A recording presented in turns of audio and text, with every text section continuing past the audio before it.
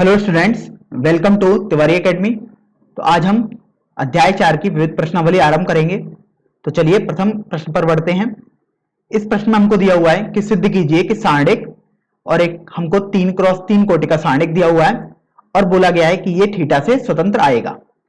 तो चलिए, तो सबसे पहले तो समझ लेते हैं कि अगर ये थीटा से स्वतंत्र आएगा, अर्थात अगर मैं सारणिक का मान निकालूंगा तो उसमें थीटा का कोई पद आना ही नहीं चाहिए। तो चलिए इस सारणिक को हम विस्तार करते हैं। अब आप विस्तार किसी भी पंक्ति अथवा स्तंभ के सापेक्ष कर सकते हैं। तो यहां पर प्रथम पंक्ति के अनुदेश विस्तार करते हैं तो अपने पास x आ जाएगा और अब मैं x से गुजरने वाली सभी पंक्तियों और स्तंभों को हटा देता हूं। तो आपके पास जो बचे हुए अवयव हैं वो आ जाएंगे -x, 1, 1, x। आगे आप लिखेंगे तो यहां पर आपके पास साइन थीटा लिखा हुआ है और अब मैं इस साइन थीटा से गुजरने वाली सभी पंक्तियों और स्तंभों को हटा देता हूं। तो अपने पास अवयव बचेंगे minus sine theta, 1 cos theta, x।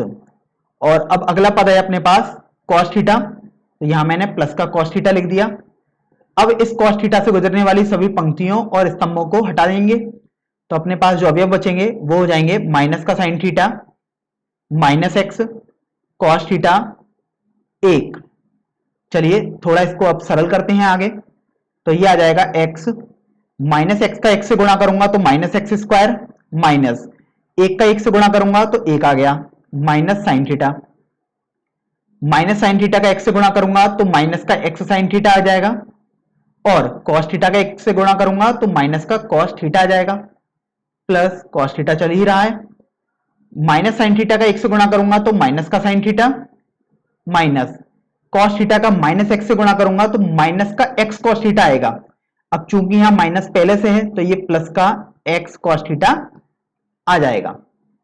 थोड़ा और सरल करते हैं तो ये आ जाएगा माइनस का x³ माइनस x माइनस और ये माइनस मिलकर प्लस हो जाएगा।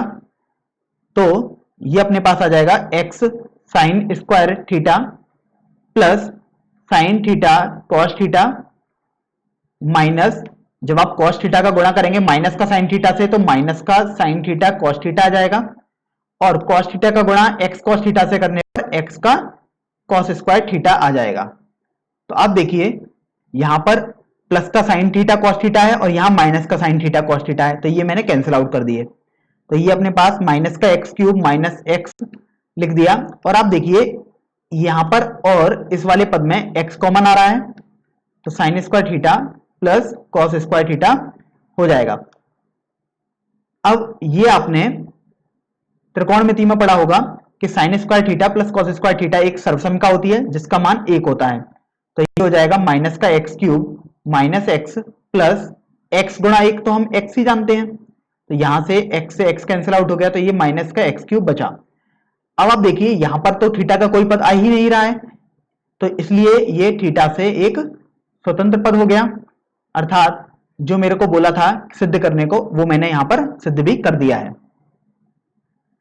चलिए अब हम प्रश्न संख्या 2 पर बढ़ते हैं। प्रश्न संख्या 2 में दिया हुआ है कि सारणिक का प्रसरण किए बिना सिद्ध कीजिए कि, यहां पर हमको एक सारणिक दी हुई है 3x3 कोटि की बाएं पक्ष में और हमको इस सारणिक के बराबर उसका मान लेके आना है। तो देखिए सबसे पहले हम बाएं पक्ष को ही ले लेते हैं जिसको LHS अर्थात लेफ्ट हैंड साइड भी बोल दूंगा। तो आप देखिए कि मैं यदि प्रत्येक पंक्ति में पहली पंक्ति में जैसे a का गुणा कर देता हूं, दूसरी पंक्ति में b का गुणा कर देता हूं और तीसरी पंक्ति में c का गुणा कर देता हूं। तो चलिए मैं R1 को लिखूंगा, a R1 से मैंने चेंज कर दिया, R2 को मैंने b R2 से चेंज कर दिया और R3 को मैंने c R3 से चेंज कर दिया। तो देखिए आपने अभी तक ये तो कर दिया होगा। अब आप a, b और c का एक तरीके से गुणा कर रहे हैं तो आपको संतुलित करने के लिए इनसे डिवाइड भी करना पड़ेगा, तो मैंने a b c से भाग भी दे दिया। तो देखिए अपने पास क्या सारणिक बचेगी,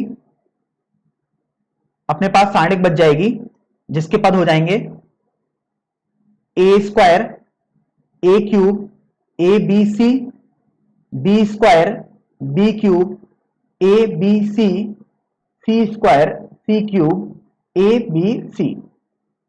तो देखिए अब आप देखिए यहां पर abc तीसरे स्तंभ में हर किसी पद में आ रहा है, अर्थात मैं एबीसी को अब कॉमन ले सकता हूं। तो ये मेरे पास आ जाएगा एबीसी, और अपॉन में एबीसी अपने पास चल ही रहा है बाहर, तो यहां पर आ गया ए स्क्वायर बी स्क्वायर सी स्क्वायर ए cube B cube C cube 1 1 1। तो देखिए एबीसी से एबीसी अभी कैंसिल भी मैंने कर दिया। अब आप देखिए जो अपने को सिद्ध करना था उसमें ए cube B cube C cube वाला स्तंभ तीसरा स्तंभ है, लेकिन यहां पर तो अपने पास दूसरा स्तंभ है वो। तो अभी मैं क्या करूंगा कि इसमें C2 और जो C3 वाला स्तंभ है उनको अदला बदली कर देता हूं। तो ध्यान रखें आप माइनस का चिन्ह जरूर लगाएंगे क्योंकि आपने एक अदला बदली करी है, तो ये माइनस का चिन्ह, और ये आ जाएगा ए स्क्वायर बी स्क्वायर सी स्क्वायर। अब मैं C2 वाला स्तंभ C3 की जगह पहुंचा दूंगा, तो यहां ए cube B cube C cube आ गया, और जो C3 वाला स्तंभ था उसको मैं C2 की जगह पहुंचा दूंगा, तो ये 1 1 1 हो जाएगा। चलिए अब आप आगे और देखिए कि जो 1 1 1 वाला स्तंभ था वो तो पहला स्तंभ था, तो यहां पर मैं जो दूसरा स्तंभ होगा उसको पहले स्तंभ से इंटरचेंज कर दूंगा। तो अपने को क्या करना होगा, C1 और C2 अर्थात पहले और दूसरे स्तंभ को अदला बदली करनी पड़ेगी। तो देखिए माइनस चिन्ह लगाना पड़ेगा, और देखिए माइनस तो पहले से चल भी रहा है एक, तो ये मैंने लिख दिया यहां पर। अब आ जाएगा 1 1 1 ए स्क्वायर बी स्क्वायर सी स्क्वायर ए cube B cube C cube. अब आप जानते हैं कि माइनस और माइनस मिलकर तो प्लस हो जाएगा, तो यहां अपने पास प्लस का साइन आ जाएगा, अर्थात मैं कुछ भी ना लिखूं तो भी वही बात होगी। तो ये आ जाएगा 1 1 1 ए स्क्वायर बी स्क्वायर सी स्क्वायर ए cube B cube C cube, और यही मुझे सिद्ध भी करना था।